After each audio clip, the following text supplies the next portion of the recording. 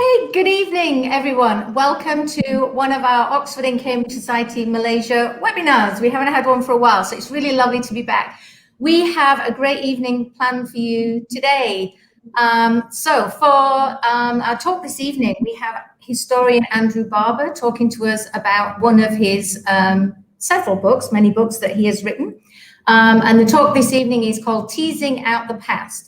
So I'm going to pass over to our previous president of the society, Mr. Mark Disney, to introduce Andrew to you. So have a great evening and put your questions in the chat, in the YouTube chat, and then we'll put them through to Andrew for you. Okay, over to you, Mark. Okay, thank you very much, Emma. Okay, warm welcome to everybody. Thanks for joining us, to those watching live, to those who'll be watching in half an hour, and to those who'll be watching in 50 years. The information's out there, it won't come back. A warm welcome to everybody. We're delighted this evening to have Andrew Barber. Many of you will know him if you're from the society. Some people from school might know him as well, from College Tunku Jaffa. But Andrew has been in Malaysia for more than 20 years now, I think 22, 23 years. He was with the British High Commission, was a diplomat for many years. Until he went into a private business in Kuala Lumpur, and then about 5, 6, 7 years ago, turned himself into an author covering a whole range of really interesting topics on Malaysian history. So that has become, I guess he's sort of followed his passion, and he's written books on Penang, well, in fact, I've got them behind me. I'm sure we'll have a look at them as we move through this. But he in particular wants to talk about his last but one book, which is about Doris van der Straten. I'm not going to kind of talk about it in any detail, but what we're going to ask Andrew to do is to explain how he came to write it, how he came to research it, what were some of the perils and the pitfalls of the research process. And he's going to speak for roughly half an hour. I think he's got a set of slides, which of course will remain up on YouTube. And as he is speaking, if anybody has any questions, especially about how you go about writing a book like this, or any of the books, where do you start? Have a think about what kind of questions you might like to ask, and we will pose them to Andrew once the PowerPoint has finished. So I can't think of anything else to say, Mr. Barber, except over to you. Good. Well, thank you, Emma. Thank you, Mark, and good evening, everybody out there. Yes, as Mark said, I'm going to be telling the story of the story, as it were, of this lady, Doris van der Straten. I think as I go along, the main bones of her narrative will come out.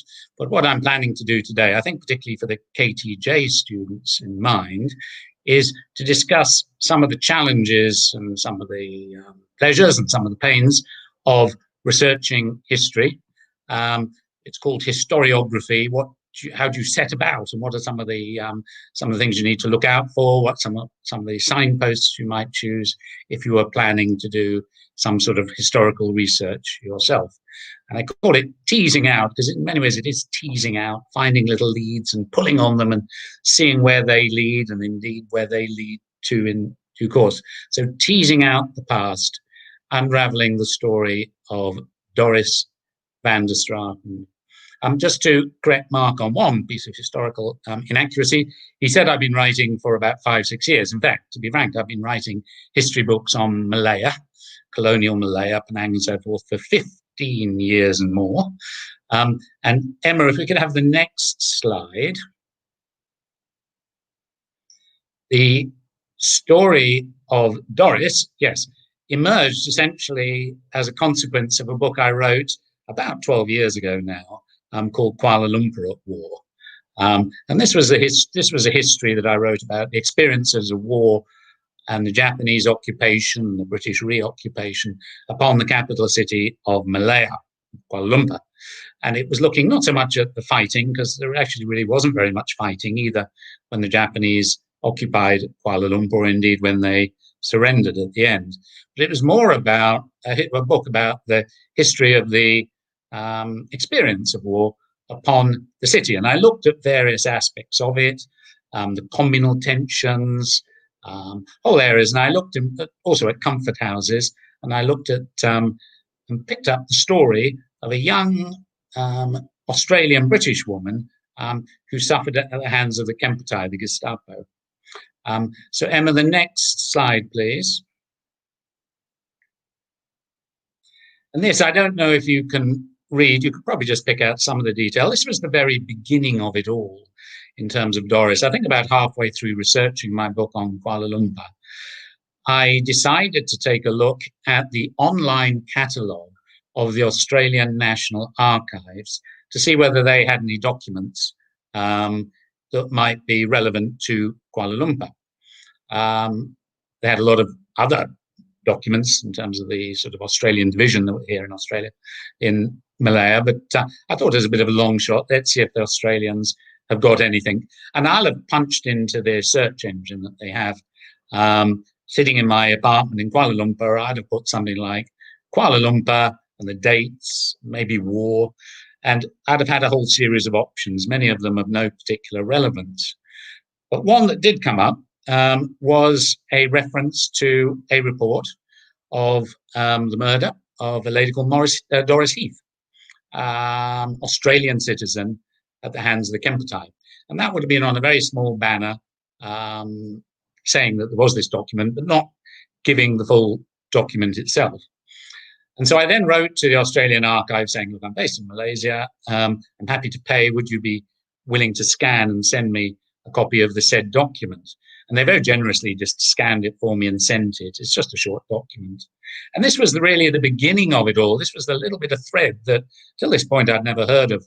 She was called Doris Heath in this document because that was her stepfather's name. And it gives, as you can read it here, I don't know if you had a chance to just glance at it, it talks about Doris Heath residing in Kuala Lumpur. Under the impression she was an Italian national, she used a funny name called Dulcima. So she pretended to be Japanese. She was living as the mistress of the Japanese commander, a fellow called Colonel Koda, and she was thought surfaced by the Kempeitai, the Gestapo, who interrogated her, and she at their headquarters in the old Chinatown, and plunged to her death. So this was an interesting, no doubt, an interesting lead.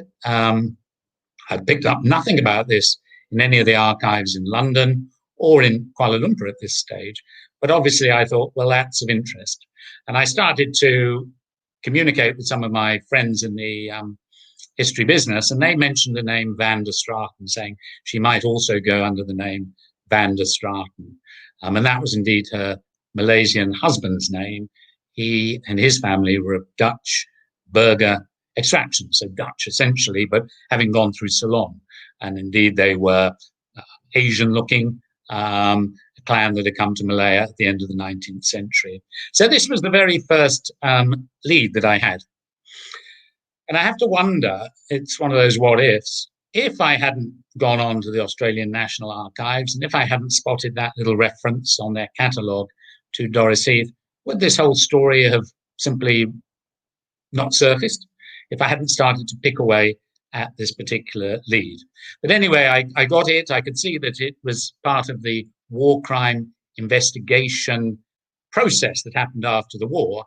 And that gave me a good and early introduction into a lot of material that I was able to use in my book. Emma, if we could.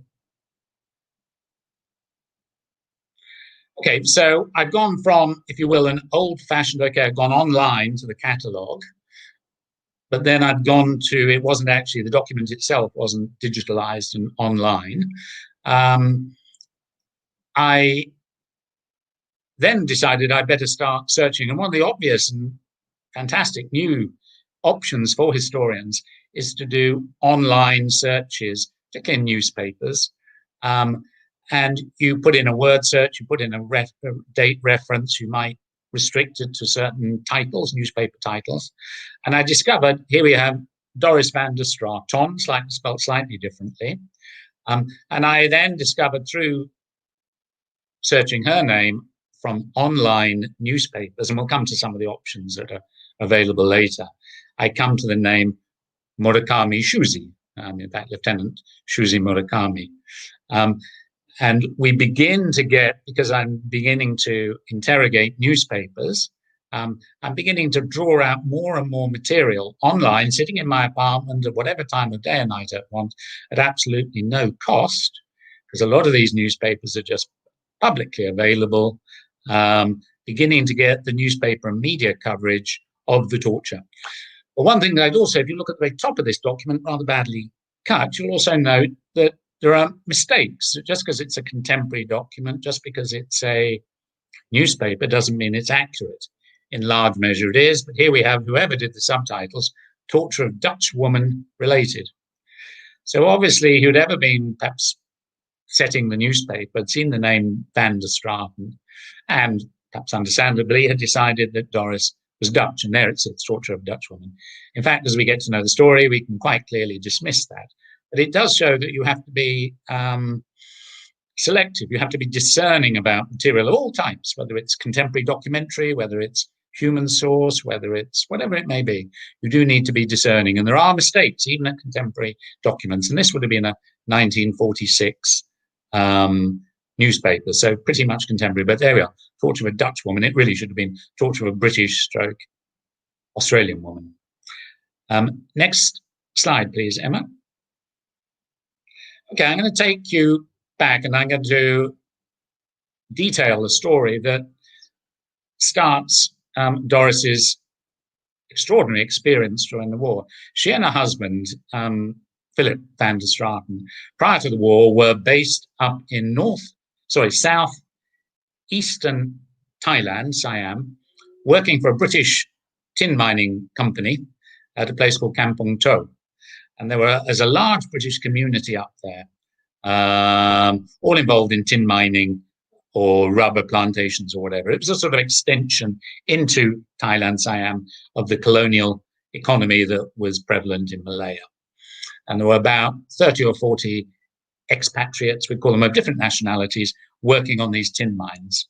And very early in the war, as the Japanese invasion swept across southern Thailand to the western shores of Malaya and then down, and it was quite rare for this war. There weren't that many premeditated acts, war crimes.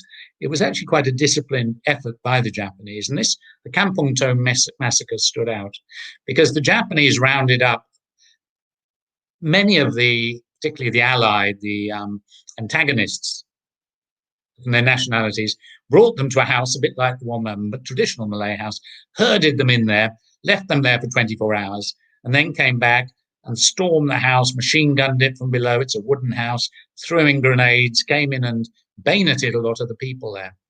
And Doris and her husband were part of this party, part of this group. And in fact, in the night, as some of them escaped, many died. Doris escaped and got out into the night.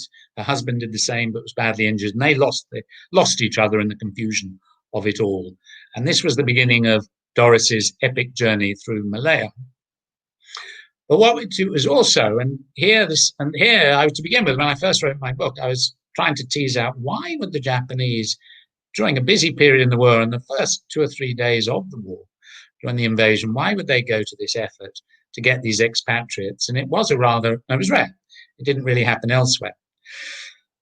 And it just so happened that I was, at the same time as I was researching Doris, I was researching some papers in an organization called SOE, Special Operations Executive, which was the British insurgency behind the lines intelligence gathering operation based in London. And wherever the British forces fought, there were forces of this sort.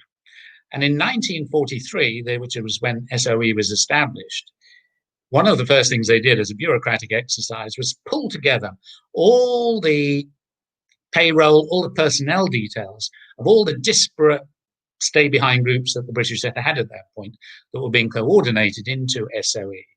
And I came across an organization I'd never heard of before called the Oriental Mission. And the Oriental Mission was essentially, and it was largely based in southern Thailand, the vast majority of them were engineers, British agents, specialists behind the lines communicators and so forth, special operations type guys. And the British had packed them into southern Thailand because they saw this was a route where the Japanese were most likely to invade. And it was clear to me from the documentation of SOE, I began to read the names of, this was in the middle of the war, don't forget, and many of the names were unknown, missing, uncertain whether POWs had died. And because I'd been looking at the Kampong Tow records after the war, the crime investigation records, and began to compare them, I began to see that the majority of people who were involved in the Kampong Tow massacre had also been, particularly the men, special operations executive type Oriental Mission guys. So that piece of dual research, if you will, came together and gave me an understanding of why the Japanese would have attacked in Kampong Tow. So there we are. And we get Doris then sets off, if you see the map, she sets off and through what's called the Bentong salient, that sharp little intrusion into Malaya. And with one of the survivors, a special operations guy called Peters, she and he walked through the jungles of Malaya for about 3 months, an extraordinary journey, living with the Orang Asli, Doris thinking her husband had died in the massacre, he thinking Doris had died. But Doris and Peters worked their way through the jungles of Malaya in early 1942.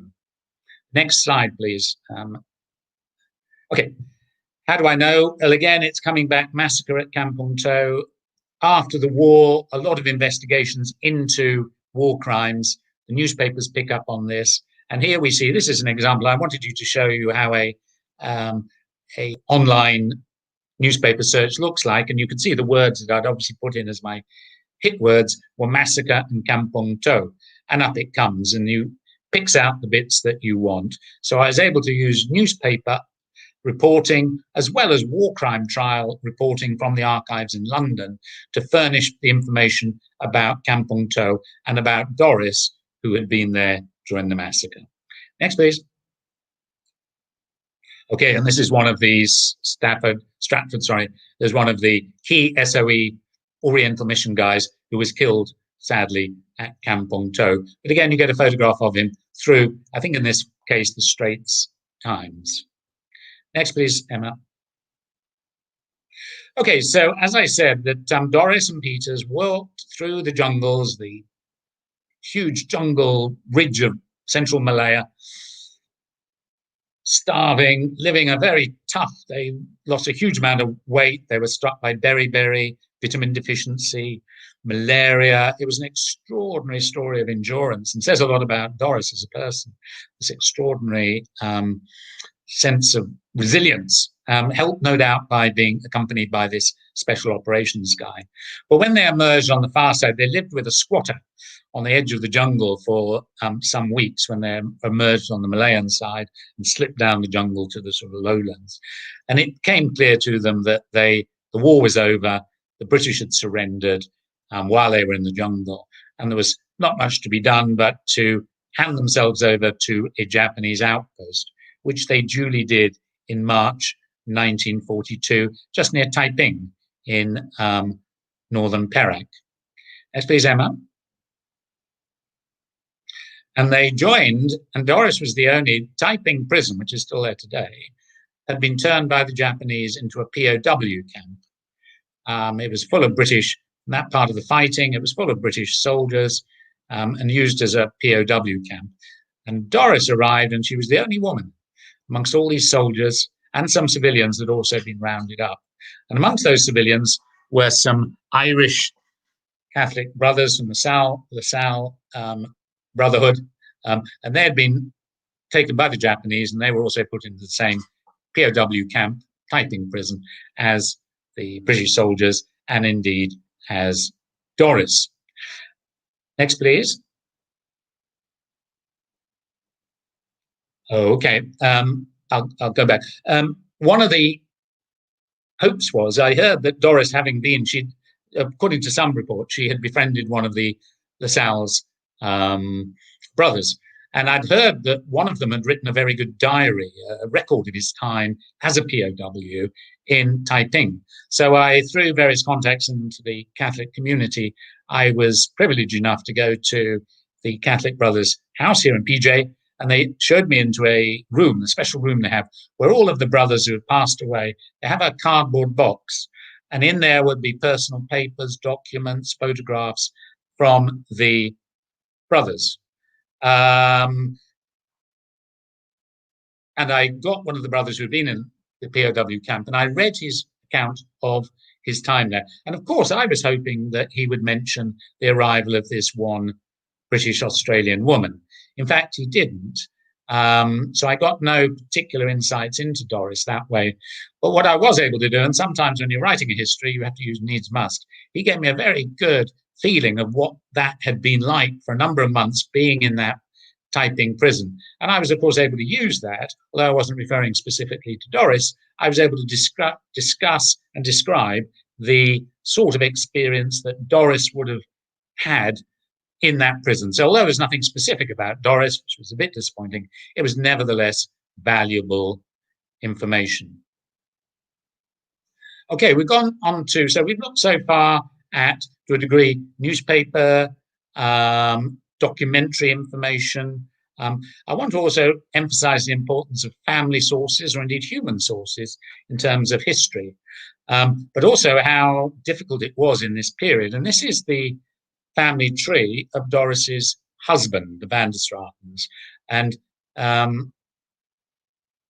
we see Doris where's Doris gone? She's up there somewhere. Can't actually see Doris. But the person, oh yes, up on the very top line, just second in, there's Philip and Doris Heath, that was her name, born just before the war. And you see a large and extended family. And what you'll also, if you've got, I don't, it's probably too small, but you'll also see an awful lot of them died in February 1942. I think about 9 members of this family were to perish. And indeed, they were to perish fleeing Singapore on evacuee boats that were torpedoed or bombed by the Japanese as they were leaving Singapore. A huge toll on this family. Trying to escape, they felt they got onto the last boats leaving Singapore. They were going to head to India or Ceylon or wherever it was, and the ships were sunk and went down. On that same boat, but survived miraculously, in the bottom left-hand corner is a lady called Wilhelmina, who was Philip van der Stratten's sister, and who had married a British fellow called Ames. Now, Ben Ames actually stayed in Singapore and survived the war. But Wilhelmina, clutching her young 3-year-old toddler child, Shirley, was sunk off the Straits of Sunda. But they clung to debris in the water, floated there for 6 hours in the dark, pitch dark night with the sort of wreckage of war around them, and eventually washed up on the beach where they were helped by Malay fishermen.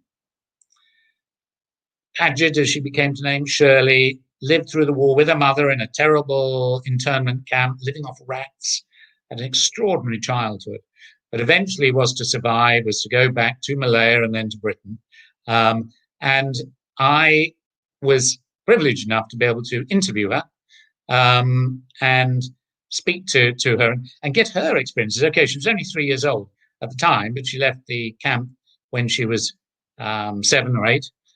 But to get the family's experiences of the war, but also their impressions of Doris, who, as you may have picked up earlier on, was in due course to become the mistress of the Japanese commander in Kuala Lumpur. And she became the mistress because while she was in Taiping prison, he was in charge of the prison in that part of Perak. And he had taken a rather, I think, predatory eye out on Doris. And when all the other POWs were eventually sent to Changi, he arranged that Doris and Doris alone would be put in a car and sent to a big old colonial house in Kuala Lumpur, where in due course she became his mistress. And we would now see this, I think many of us would see that as a sort of poor Doris being the victim. She had little choice.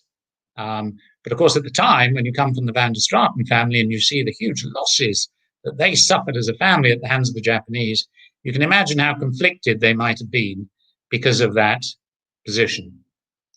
Now, I'm seeing a huge, great screen of myself here, Emma, but not the PowerPoint presentation. I don't know if that's a technical glitch. It would help if the PowerPoint could come back.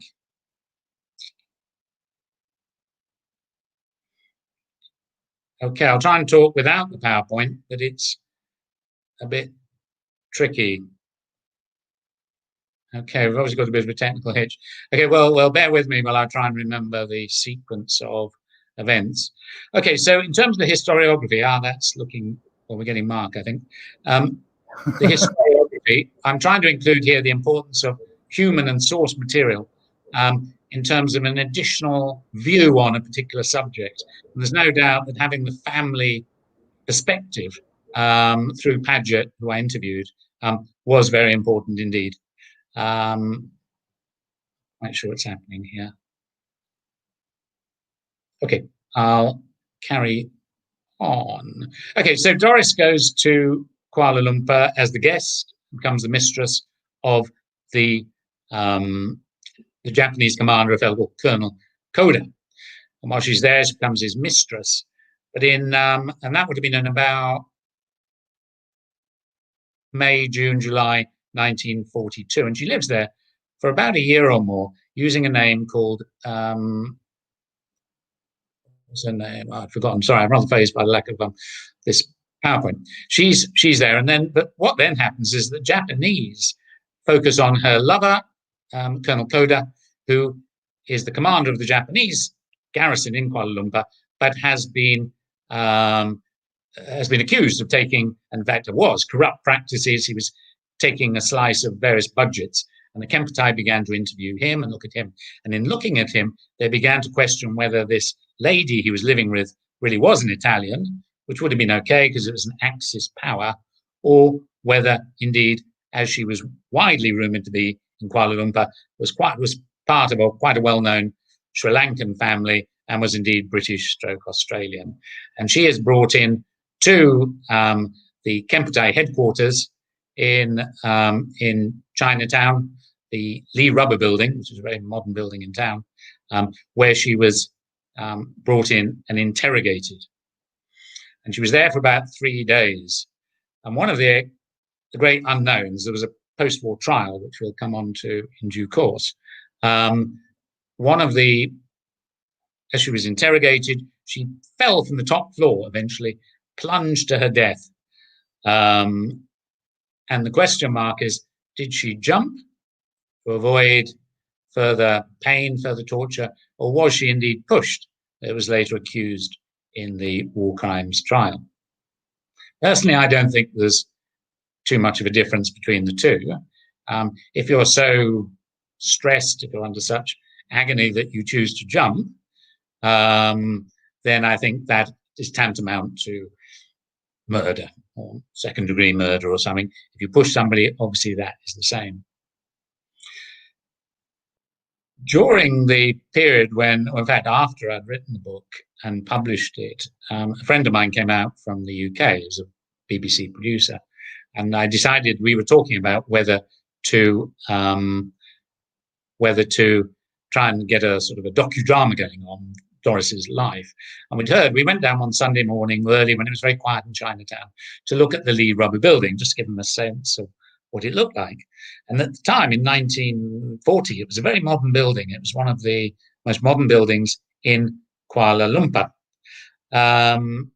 Now, of course, it's still there, but it's a sort of dated, slightly Art Deco building.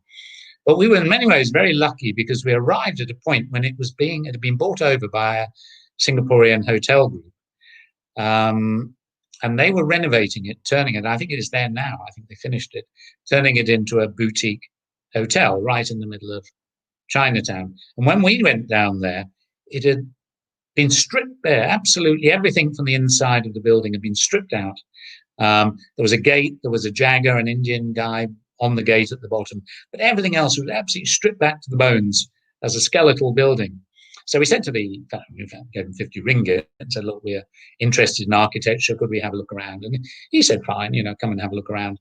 And so we walked up to the very top floor of the Lee Rubber Building, which is where the Kempeitai had their torture rooms. And we went to the back of the building, because in fact it was from the back of the building, from a window, that she fell into a small entry road at the back. And as we looked out, I pushed open, it was still the original window. It's quite a low sill, quite a low threshold. And absolutely the hairs on the back of my neck went up because I knew so much about Doris. And this, right, here we go. Okay, I'll have to try and reconfigure the slide sequence. Let me tell this story about the Lee Rubber building. And then when I looked on there was a sort of tile floor, and you could see on that side of the Lee Rubber building, etched into or chiseled out, gouged out of the tiles, you could see grooves where small interior walls had obviously been built. And when you paced them out, they were quite clearly all the interrogation rooms, the isolation rooms that the Japanese had built into this building. And it was an extraordinary feeling. Of course, stupidly, I didn't take any photographs, but that was madness. Here's a photograph from a family archive from Paget of Philip van der Straten. And this, sadly, is not Doris next to him. In fact, it's one of her, or Philip's niece, a lady called Dorothy. Dorothy's father had been on the POW, on the Thai-Burma Railway, had survived, gone back to the UK, and eventually went to Perth, Australia. And here's Dorothy with Philip, just after the war, in the Lake Gardens in Kuala Lumpur. I tracked Dorothy down, and my daughter lives in Perth, and I asked Catherine to go out and speak to her. She's now an elderly lady. She'd been here during the war crime trial period, and Catherine talked to her, and she gave her a copy of my book. And what was the extraordinary thing, and again, slightly disappointing, but you can sort of turn it to advantage, is that she knew nothing from the family perspective about Auntie Doris, except that there'd been some sort of scandal. Dorothy had been a young woman of age 18, 19 when the trial of Murakami had gone on in Kuala Lumpur, and yet the family had clamped it down. They didn't know how to handle this whole episode of Doris, a family member. Luckily, in many ways, Philip, the husband, was the most forgiving. He forgave her. He accepted that it was her position was unconscionable, and she thought he had died. But anyway, that was so. I thought Dorothy's sheer ignorance in itself was of some value and interesting. Okay, next slide, please.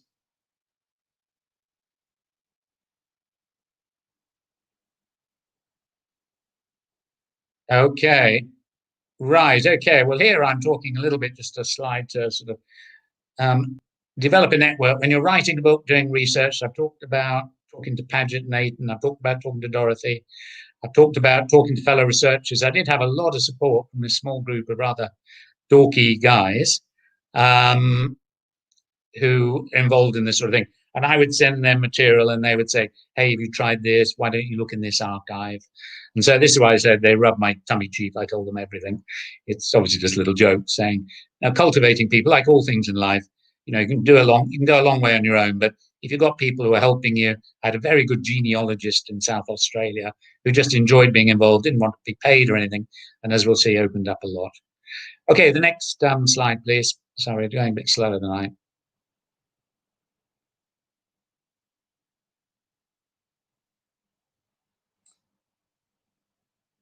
Are we there, Emma? Next slide.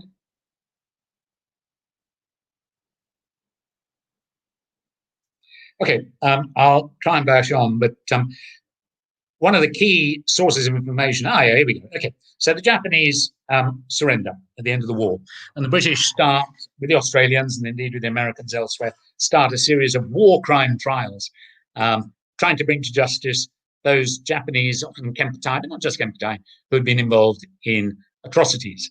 And they had a whole series of these trials around Malaya, Singapore. And one of the problems that the British faced is, of course, a lot of these war criminals disappeared into these vast POW camps, denying that they were anything other than foot soldiers. And one of the challenges for the British was to try to match the perpetrator with the crime and to bring them to trial.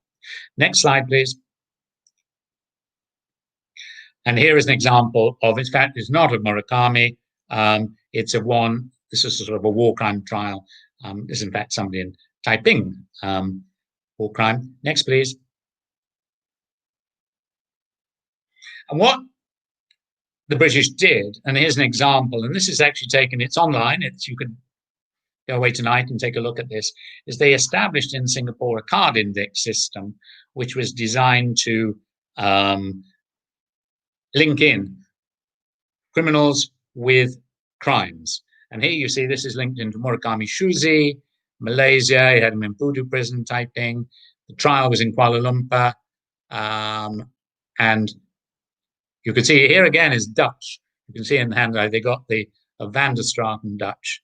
And the summary of the trial is on card 128. So you can go, if you once you know that these exist, and they're held by the British Archives at Kew, you can go and you can start using these cards. So the next one, please, Emma. And here again is a linked card.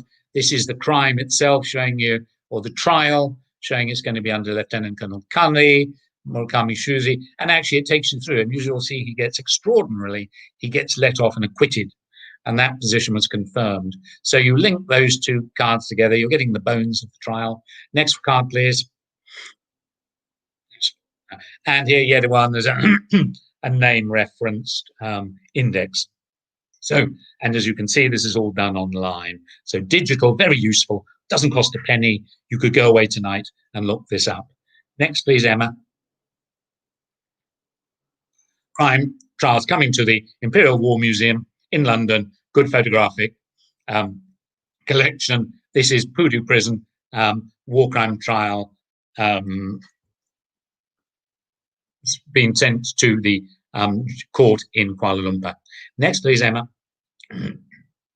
Okay, of course, another great area you want to look at are the Malay Mail was the main Kuala Lumpur English language newspaper. The Straits Times then was the Singapore paper, the Malay Mail. Now, the Malay Mail there are great big folders in Archive Negara. This is an image of one. You'll see, I've chosen it because it was the Time European Woman in Trial, top right. It's the record the day after the trial started. These trials just took 1 or 2 days. They're very brisk. It was, now I got this scanned. One of the tragedies I have to say about Archive Negara is something like this really should be digitalized. When you're going through this material, A, you can't word search from an archival point of view or a research point of view. B, every time somebody like me gets one of these great folders, little bits of old newspaper trickle out. It's damaging to them. They're such a resource. And it's such a great shame that Archive Negara haven't digitalized their newspapers. Unlike the Singapore newspapers, which you can go to the Singapore Library, the whole series of them, there's 6 or 8 newspapers, different languages. They're all there. If you go through the various links in Singapore, free to use, a wonderful resource. And indeed, the Australians do the same. You can go to Trove, get the Australian newspapers, and it gives you the whole range. And you can just beam online, a great resource. Next slide, please, Emma. And again, this is the next day. If you read top right, it actually talks about the acquittal, extraordinary acquittal of Murakami by the British judge. The judge sat and made a judgment. He was supported and helped by 2 observers. It was very quick justice. Why he came to the decision he came to, nobody will ever know. It's an extraordinary decision in my view. But as we see, Murakami was let off. Now, from my point of view, from a historical point of view, though there is a twist to this story, one thing I would have loved to have is the original court records, the verbatim stenographers' court records. And there were hundreds of these in London in big boxes and Kew. I've been through many, many of them. I know how they work. They're indexed on a case by case who was ever being prosecuted, the accused. But the one I could never find was Shuzi Murakami. I wrote to them, I visited, I tried the Australians. I couldn't find the original war crime trial folder. It was such a tragedy, it was driving me mad. But I made do with things like the newspaper and other material that came in. Next, please. Okay, one of the other things I think we talk about trying to piece together and analyze and assess the material that we have. You've always got to think about also, what do we not have? What would we like to have in a historical record that we're missing? And one of the things that, as soon as he was arrested, as he was, Koda was sent down on corruption charges. He was separated from Doris. He went down to Singapore and was put on trial there. And there, for me, the trial for Koda goes dead. I've been unable, despite every evidence. This is, in fact, a fellow called Colonel Koda. It's a very popular name in Japanese, Koda. Whether he's our Koda or not, I don't think this particular fellow is, actually. So what happened to Colonel Koda? I do not know. The other great thing that's missing from my research was anything from Doris herself. We get views of Doris from outside, from newspaper articles, family comments. We get X, Y, and Z in, we can sort of track her narrative, where she went, but there are no letters, there are no diaries, there's no great friends who recorded things down, her personal thoughts. I was fully aware of this, and I wrote my book on the best information available, but it does miss that factor. It would have helped thicken out the analysis and the value of the book if it had more about Doris. Next one, please. Okay, I've sort of earlier rushed ahead. Here's the Lee Rubber building. As you can see, 1930s. You have to go to the back. Next one, please. And this, if you turn it upside down, as I should have done, is the back road where poor Doris plunged to her death. And as you can see, when I went, it's got a lot of scaffolding and stuff because it's now being renovated. So this is the back road to the Lee Rubber building. Next, please, Emma. Okay, just useful to know, I was saying it does help to have good background knowledge. One of the things about Doris is that she was living when she was the mistress of Murakami, she was living in Ceylon Road. Less than a kilometre away was Van der Straten family. How they would have helped, in fact, it was quite clear that people knew who she was. So knowing this is a contemporary map just shows you how small a town, really, Kuala Lumpur was during that period. Next, please. Okay, here we go through the various archives I would have gone to. Archive Negara here. We talk about the British military archives. They've kept them a very important archive. When the British returned in 1945, they brought a lot of archives with them. There was a 2-year period under which the war crime trials and so forth were conducted. They exist here and they're an important resource. The Malayan Mail I've talked about, missionary records, Singapore, fantastic online records. They've got a lot of stuff on microfiche as well. The primary and most important archive for me would have been the UK National Archives.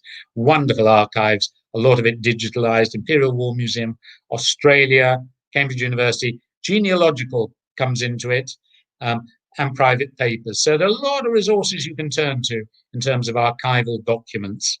Both have their strengths. When you go into an archive, yes, nowadays you can do digital online searching. You also ought to, if you're young students going out, to try to understand what collections they have. If you were searching Kuala Lumpur during the war, you'd want to go to what's called WWII War Office, a whole series of War Office files, which would have linked specifically to Malaya, and you could have just pulled those out, and you would have to flog through them. But you find lots of little gems in there. So yes, word search is very important, the Google type view, but don't give up on old-fashioned getting the files out, getting to know the structure of the archives and knowing, and indeed asking the archivists if they're any good, how can you help? I'm doing a project on X, Y, and Z.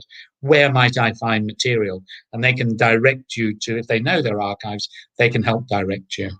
Next, please, Emma.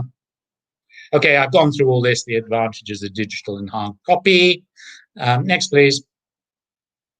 Okay, serendipity. I wanted to finish on a high note. I'm talking about the absence of the war crime trial file on Murakami. And about 2 months ago, no less than that, I was, as I do from time to time, just teasing away on this subject.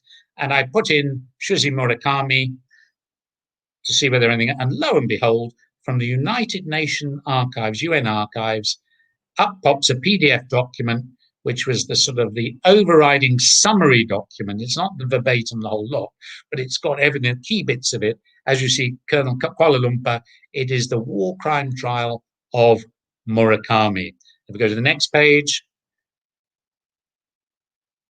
here we see some of the material, about 5 or 6 pages of this, giving a summarized format of the conduct of the trial and the outcome. And for me, there was certainly good material in here that had I had at the time, I would have used. Having said that, I was relieved that when I got this war crime trial summary, the vast majority of, I got the basic story right, I could have added value, but it was such a eureka moment, really, when I wasn't looking for it, having looked so hard, to suddenly out of nowhere on the internet get this PDF document was extraordinary. There are still bits I don't know of the story. I'd love to know, but you tease away at it. And that's what I want to emphasize, is that in my early book, there's some material that actually was wrong, and I had to rewrite and do an e-copy. There's certainly a lot of new material. If I ever did get to another edition, I would include and incorporate, including, of course, this war crime trial. Next, please. Okay, I'm going genealogy. I won't go too much in this. As I tell the story of Doris, I want to track back her early life, which I'd got rather wrong in my first book. She actually turns out to be an Anglo-Indian girl born in Dhaka. You can't see it there, but it's Bud. You see her mother and her father. I was helped hugely in this by an Australian researcher who specialises in genealogy. She was able to find all the shipping documents. When did Doris's mother, when did Doris come to Australia? A wonderful lady who just enjoys this sort of thing. So if you're doing a genealogy, it also works the other way. After Doris had died, how do we track down her daughters and her grandchildren if she had any? So it's quite a challenge, but I won't go into that now. Next, please, Emma. Okay, so this is the sort of final piece, the historiographical minefield. You know, you're making the best of an imperfect understanding of the past. Information can change, as we've seen. We've seen Doris being described as Dutch on contemporary archives, be flaky or be plain wrong. There's what you know, but very important is what don't you know? If I hadn't, first of all, found that little document about Doris Heath from the Australian archives and started teasing away on that, would the rest of this story have emerged? I don't know. Be alert to inbuilt assumptions, history as a prism. You've got the sources, it goes through the individual, and you put out your analysis and your assessment. Everybody from different backgrounds will have a different prism, a different view. Read widely, learn as much as you can, be open, don't try and close off options, be bold. Okay, history is capricious. It can be difficult. You're not always certain, but if you start every sentence saying, we're not 100% certain, but it would seem likely that, or it's possible that, people would soon switch off. So you've got to write with some confidence. You've got to be willing to argue your piece, but also at the same time, you've got to be humble. If you're shown to be wrong, you've got to fess up and correct it. So it's that sort of balance in history that makes things good.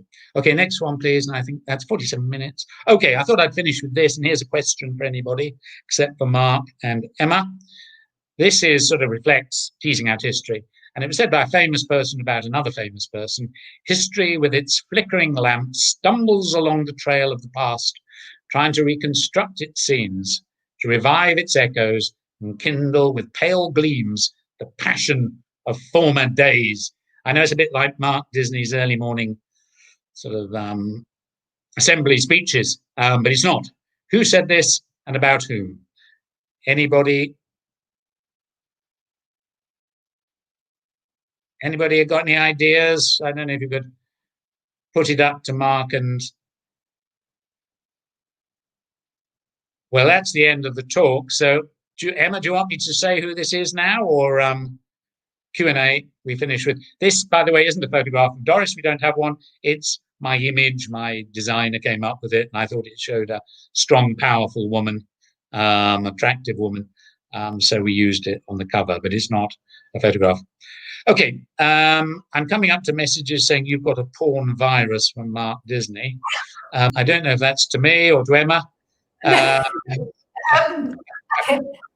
back in to say I apologise. Our Wi-Fi and tech this evening has been terrible. So that's where the slides went. I lost connection and I was in charge of the slides. So that was awful. And then we had a tech thing, YouTube link as well.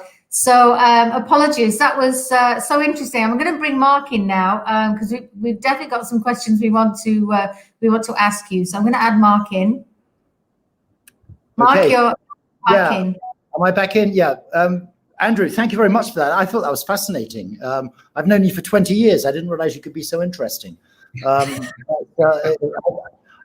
think does market my book, everybody, as a solution to insomnia, which I take as a compliment. Mark, go ahead. I thought what was really interesting was the way you were able to give so much information about the different sources, and obviously for students watching who may well be interested in history, I think that was really, really valuable. And especially the fact that you said that you did a lot of it really just from your office. You don't have to be it's a wonder, and you can do it at any time of the day or night. If you're traveling or whatever, jet lagged, you can go into these new digital archives, and the Australians have got wonderful material. You can go and see top secret documents, the fascinating exchanges between Churchill and Curtin and the war years, or you can go to the British National Archives. They will show you on the index when a particular document is digitalized and accessible for free. You just press on. You can sign up for these things for free. For free, absolutely for free, yeah.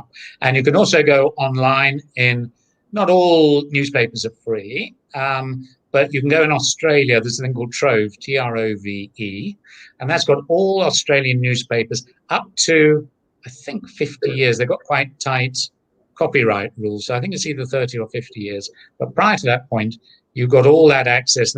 And Singapore has got the same. They've got a lot of material, a lot of Straits Times, Straits Gazette, the Chinese. And then you can also do one or two little tricks of the trade. I wanted to try and research Doris's Indian background and find out why her biological father seemed to divorce her mother so early. And I thought I'd try the Times of India, and I discovered that the British Library in London had access to the digitalized version of that. So that allowed me to search there. In fact, it didn't throw up anything. But yeah, sitting at home, there's a huge amount out there, and every year it gets added to as people sometimes pay to get documents digitalized, and then they leave it there for others to access. A great resource. Fantastic. I mean, as we wait for some of the student questions to filter through from YouTube, can I just start you off? I mean, if anyone out there had the urge to write, say, a book on Malaya in the 1920s, 1930s, 1960s would be interesting to me. Which sources would you direct them to? And do you think there are any really interesting kind of unwritten histories? Well, of course there are. There must be many. But what has there anything that's caught your eye that you thought, oh, I bet that would be a really interesting topic for investigation? Yeah, that's a good question.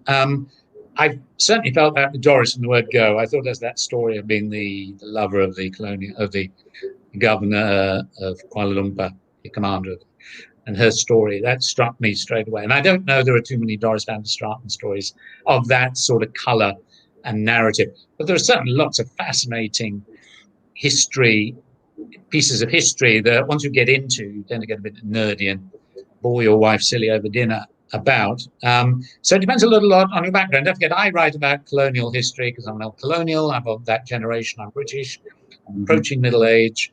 And so I tend to write on that. Now, it depends a lot on your background. If you're a Malaysian, you might be a Malaysian Indian, a Malaysian Chinese, Malaysian Malay, whatever it may be. You might be interested because of your background in other areas. And as I said, history is a prism. The subjects you choose, B, the questions you ask about those subjects, and how you set about it is very much up to the individual. And I think that's challenge now is to make it as interesting as possible. Tell the story. If you can make it into a narrative, okay, you footnote it, you make sure that the history is good, that people can say, where did you get that from? So you put all the references in. But the challenge is taking an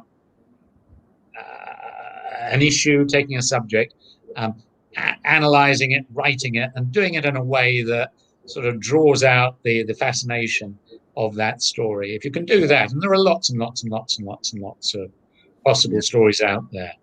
Interesting. I see sorry to interrupt you. I know we've got a relatively short span of time, but I don't see any reason we can't kind of run over for 10 or 15 minutes. We started a little late.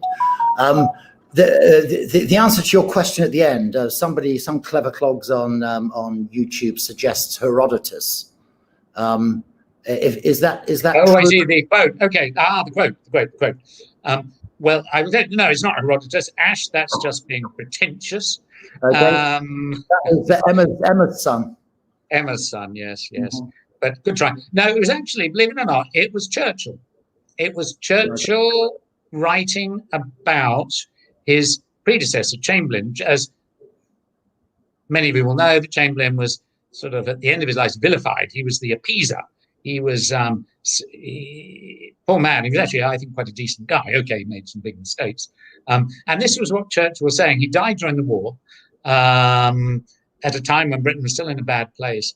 And Churchill, through that quote, I think, was saying that, don't judge a man now, or be careful how you judge. So it was Churchill talking about Chamberlain. And Churchill later, when he, after the war, he also says, I don't fear history because I shall be writing it. And that's also an interesting perspective, because he wrote the great history of the Second World War, the history of the English-speaking people. He won the Nobel Prize for Literature. And so Churchill was very, very attuned, as a lot of politicians are, to the historical legacy and the importance to make sure that you get in there early and you get your side of history over before anybody else does. I mean, Churchill won the Nobel Prize for Literature in the same way that Obama won the Nobel Prize for Peace. Right? But he did. Anyway, but the point they are fantastic histories and highly recommended for anyone who wants to read them, just to get a sense of the Churchillian prose, right? Another question. You may be aware that they've been showing the Singapore Grip, which has been serialized in the UK. It's out, on cable channels and whatnot, which is based on J.G. Farrell's novel of kind of this period, 1941, Japanese invasion, Singapore. Wouldn't this story make a great kind of TV series? Any thoughts on that? Well, I'm trying desperately. I paid for BBC producers to come. I flogged myself around Astro and various other Netflix.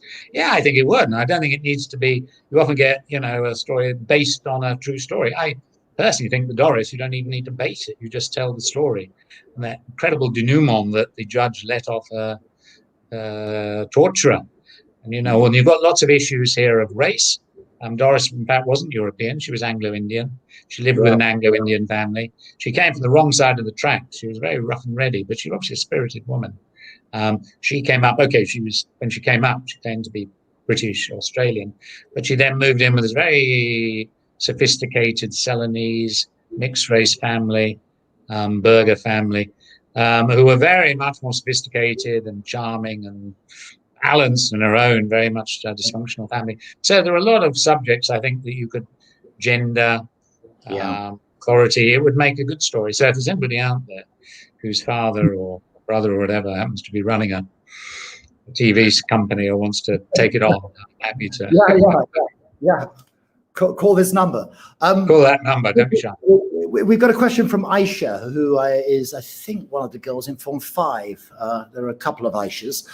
She wants to know what keeps you drawn to Malaysia and Malaya. What is it that really interests you about this country? What is about this country? Well, I came here, as Mark mentioned, with the British High Commission as a diplomat on a posting. Enjoyed the country, and we had our 2 girls who were at school here. And I did want to, I'd sort of had it with diplomacy and various other things. And I then set up a company. And the thing about when you set up a small boutique consultancy company, it does rather I didn't realize this, but it's not like being in a job where you apply for another one. Once you've invested quite a lot of yourself and an effort in building up a company, it does rather tie you, which has been very pleasant. And the company's been successful and we've changed in many ways. And we enjoy Malaysia. It's a nice place to live. And we've got a daughter in Australia, one in Europe, Africa. So it's between the two, as and when one can travel. So they've got a lot of pluses, Malaysia. Like every country, it's got some issues, but it's also got. And I've developed this interest, and it's sort of deepened. And so as you sort of develop a knowledge and an experience on, particularly Penang in my case, or the war years, then it's easier once you've got that sort of foundation of knowledge to start looking at new subjects, because you don't have to read up so much. You've already got a basis. Okay, talking of new projects, you've just published, it's just come out, The Master of Penang, which actually you can probably see over that shoulder. No, shoulder. That shoulder. In the bookshops now. Yes. Yes. This is a fiction, but based on a true story, using the papers of this fellow, David Brown, who was one of the early pioneers in Penang. And it's a bit like Doris is a history, told hopefully in a fairly light narrative way. The one about David Brown is a fiction, but is based on a lot of historic fact. And what I found is that it was actually quite liberating writing a fiction, because they say what I mentioned about when you're writing a history is that what don't you know, and and there are big areas that obviously you'd like to sort of pad into a history, and if you haven't got any material, you can't just make it up. Now, in a fiction, you can sort of think, oh, well, this is how they would have got on. And you can talk about relationships a lot more. Now, when you're doing history, it's often the facts, it's the details, the chronology. When you're writing a novel, in the case this novel, there were some stories, there were some tales linked to Penang life, but there was also quite a lot about how I imagined the key players, that small handful of key players, interrelated and spoke to one another. And that, in a sense, is another form of, it's a different form of history. And you're able to, no, it's not pure history, but it does allow you to ask some questions and answer them. The rather stiffer, more old-fashioned history you couldn't do unless you had the materials in the diary. Talking of material, I've got a question in from Terry Mahoney. What happened to the Japanese jailer after his acquittal? Well, that's a good question. He was sent back to Pudu immediately. He was led back to Pudu, where he remained in a particular wing of Pudu, which was full of prisoners who were on the war crime trial. They then, the last I heard, two things. He, about a month after the trial and after being acquitted, he, with a group of about 6 other suspects, was put on the back of a van, and they were an open-top sort of truck, and they were driven around the streets of Kuala Lumpur with a number on it, his face. And this was part of the British effort to try and get anybody that might have seen these people, but they'd come forward, because they were desperate to pin this guy, because they felt he'd got away with murder. But nobody came forward. He was one of this group that was sort of paraded around saying, anybody know anything, come forward, we'll take your testimony. In the end, he was released. He was sent to this huge collection depot in Riau in the Dutch East Indies, and was one of tens of thousands of Japanese POWs who was sent back to Japan, where I don't know what happened to him. But he got away with it, basically. And as I say, one of the great unknowns was, why did Cully, the president, let him off? And one of the thoughts was, he was a bit old-fashioned, was it because Doris was seen to be a scarlet woman, sleeping with the enemy, collaboration horizontale, as the French would say? Was that part of his mindset? Or was he providing information to us? No, I don't know. There's no sense of providing information to us. There was a sense that the prosecution witnesses, they were accused of collaborating before, because it was all a bit pat. And there was no doubt, I think, that they'd all got together in a room and, desperately keen to protect themselves, because they'd been involved and close to the Kemptai. So I think, in pure legal terms, you probably would have said it was, it had all been sort of set up. So Cully did make this statement. When the Brits came back, Andrew, at the end of 45, beginning of 46, were the local population here, if we just take KL,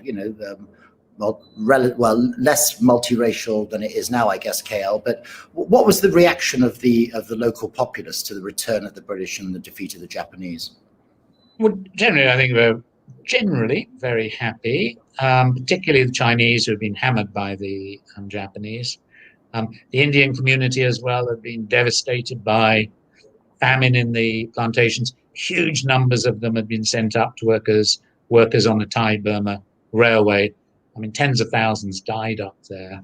The Malays suffered less, and some of them actually had gotten to quite high positions. And the Japanese occupation really turbocharged Malay nationalism, this sense that, after the war, that they gained a huge amount of confidence from that experience. So it was a bit mixed, actually, but on the whole, delighted. It was a time of starvation. The British set up rice stations. But what they also did, the British tried to be different. The Japanese are kept controlled by this extraordinary repression, this climate of fear, retribution if anything went wrong. The British released that, but in so doing, released all these internal feuds, both intercommunal and intracommunal, particularly amongst the Chinese. Many of the communists took against others that they thought had collaborated. It was a time of retribution, and the British struggled, and the British military administration had a pretty torrid time of it. It was a tough call. They weren't very good, and they struggled. And when they stood down 2 years later, I think it was to great relief. So the British did impose, but it was tough, and it took many months actually, in some parts of Malaya, for the British to actually get there. In the more remote areas, it was 2 or 3 months later before British troops were able to get out, and for those areas, in some places, time of anarchy and all sorts of sort of inter-communal feuding. In terms of Malaysian history, I mean, if you had to recommend a few authors or a few books to, students, things that in English that they could read. I mean, obviously, you speak Bahasa Indonesia, and so you can access Malay data to an extent. But if it was just in English, I would read, I would read a fellow called Andrew Barber, has written rather well and rather extensively. Him apart. There's the Cambridge academics who have sort of put Malaya somewhat back on the map as a subject to study. It's taught in Cambridge University for second part 2 tripos. It's one of the specialist subjects you can choose. So there's Harper, a fellow called Harper. He's just brought out a new book about revolutionary movements around the Third World. But he focused, so his End of Empire it's an academic book. It's heavy-ish, but it's well written. And I think that would be the main book I would recommend as a starter, End of Empire. And it takes you through the war, but it's also looking forward to in Indochina, in Burma, and these are Indonesia, that is in the new coming era, and how the war years were really this linchpin, this cusp between the old colonial and the outgoing colonial and the new independence movement. So, End of Empire. Yeah, interesting. Is he an American? No, he's British. He's at Magdalen, Cambridge, and his partner unfortunately died. He was professor of history. Died a couple of years ago. I've got another question in from YouTube, Andrew. Are there any great stories from the emergency or the war that haven't been told primarily because of poor resources? Anything that you can think of? Such a good question. As I say, I keep on coming that, would the story of Doris, which I personally think is a great story, whether it was well told or something else, but would that story have come out if I hadn't just got that Australian started teasing out, a bit like a piece of wool on a sweater, you start teasing it out, and then you start checking and it sort of mushrooms. I'm sure there are some great stories. Just one I heard or saw on the TV some months ago was about, it's a crazy little story about a British soldier policeman. I think he was a policeman, but very much a military type policeman. He'd been in Palestine. He'd fought through the war. He was a sort of adrenaline junkie. Today he'd be sent for psychiatric help. He came out here, and he was based down in Johor somewhere, and he got involved with this Chinese gambling syndicate. And he would play Russian roulette with them for large sums of money with his service revolver. And of course, one day he lost. Now that little vignette, he was, what a weird sort of, and he was clearly a deeply disturbed person. So I think there are stories like that, the sort of people that the British brought back. They're pretty rough and ready. Some of them have been in Palestine. So I'm sure there are lots of stories. I've not really studied the emergency in any depth.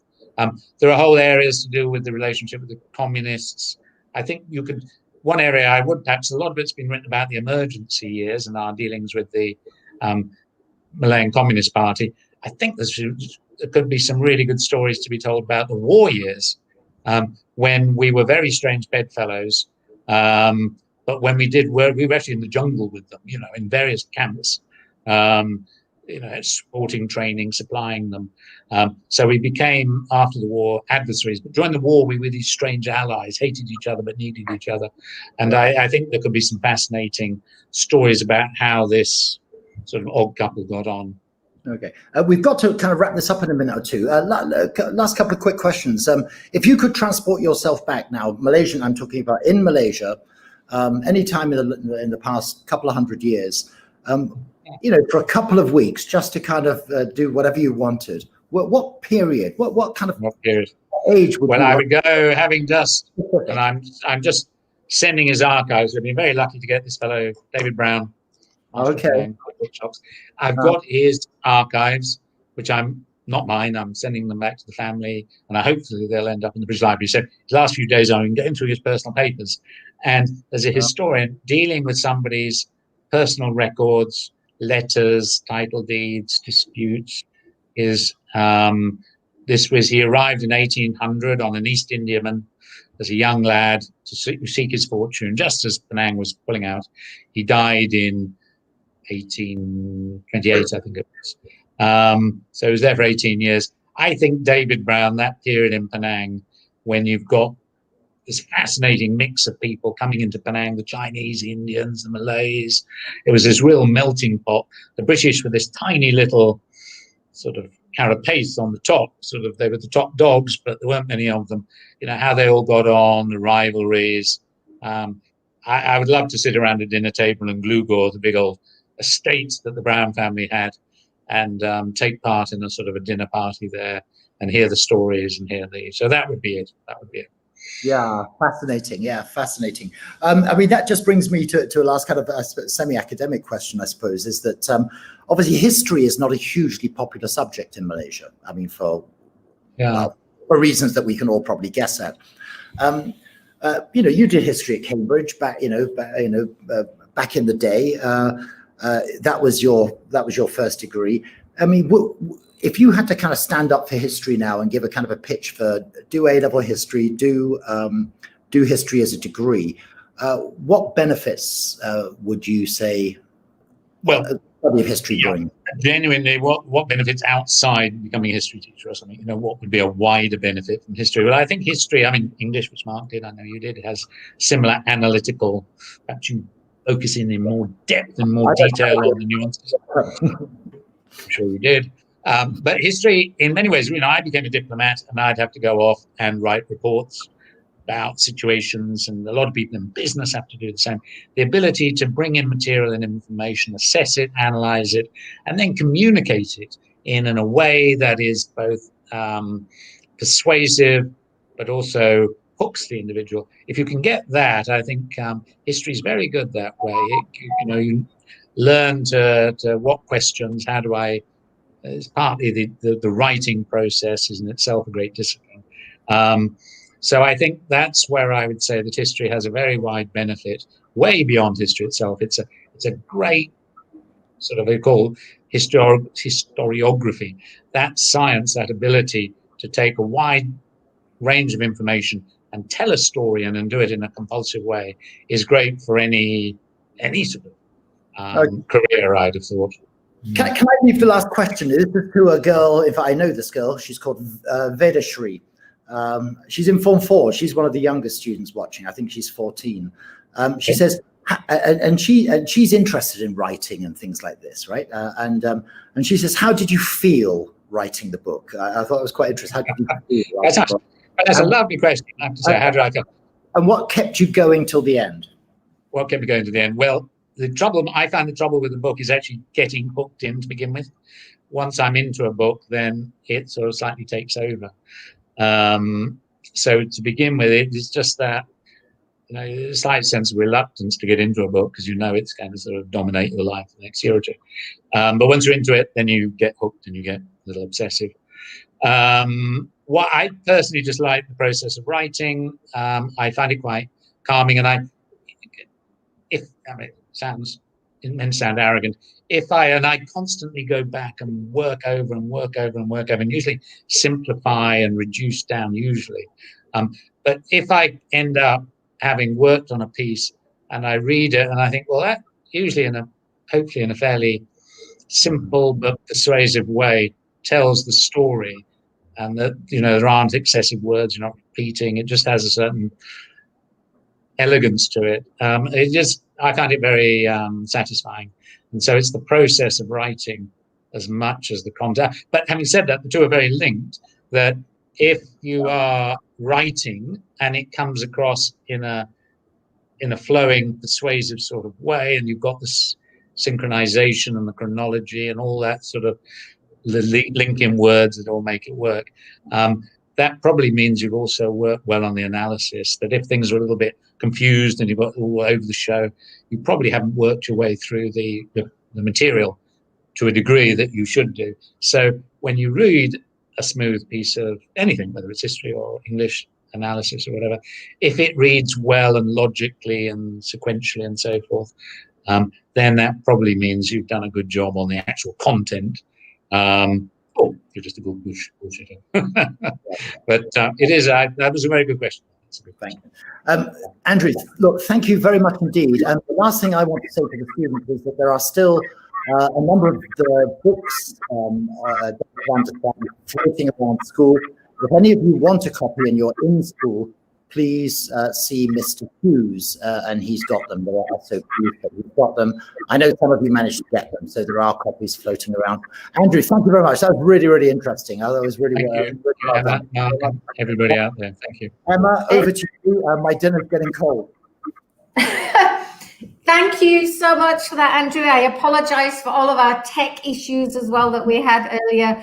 God, why does my Wi-Fi work all day and then not in the evening? Someone's doing something in my house in the evening, eating up my Wi-Fi. Can I just ask, where do you buy the books? I know we've got some in school. Where do you buy them? I have here is where I make a terrible confession. First of all, Doris van der Straten, the book I have here, I've given Mark and Emma copies because, as I said, I had to revise chapter 1 because I got something wrong, quite frankly, in the light of new information. So I'm not selling that book anymore, but I still have some copies. So if you're happy to accept that chapter 1 is in some measure inaccurate, and that further on the line, if you want to read the ebook, that's out there, is free, you can just have it. So there are copies there. The other one, and here's one of the joys of writing, is that this year was the 75th anniversary of the atomic bombs, the surrender of the Japanese, and the reoccupation by the British. And there were a whole series, as Ash will know because he's been to them, there were a whole series of conferences and seminars all lined up around this subject. And so I printed a second edition, paperback edition, which I haven't got a copy of my book, Kuala Lumpur War. Not realizing we were going to be hit by a pandemic. All the conferences and seminars would be cancelled. Bookshops are pretty much shut. And I now have just shy of 2,000 copies of this book, which I'm very happy to give to anybody who wants them, because the original idea was to have them for these conferences and seminars. So I have a bunch of Kuala Lumpur work. Second edition, the hardback edition is sold out. Second edition is there.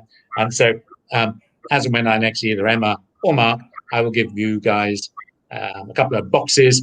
You can take them to school. If anybody through the Oxbridge Society would like a copy, just email me or Emma or whatever, and we'll find out a way of getting a copy to you. And it's really brilliant. Okay, thank you. So get in touch. You can contact the Oxbridge Society. And the new book, where can we find the new book? Well, again, it's obviously being sold a lot in Penang. It should be in with Konokinia, MPH. I believe they've now got it. If they haven't got it online, please ask them. It's certainly online. Again, if you're struggling, let me know. It's not a great time to launch a book for obvious reasons. But it is what it is. But I do have copies if people are struggling through the bookshops or online. Is often easier. Just go to MPH, and it's called The Master. I don't know if I plugged this enough. Thank you.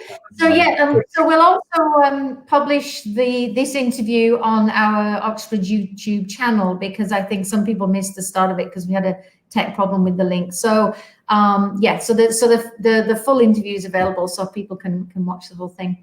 So that's brilliant. Thank you so much for joining us. That was very entertaining. Thank you. Thanks, guys. Thank you, everybody out there.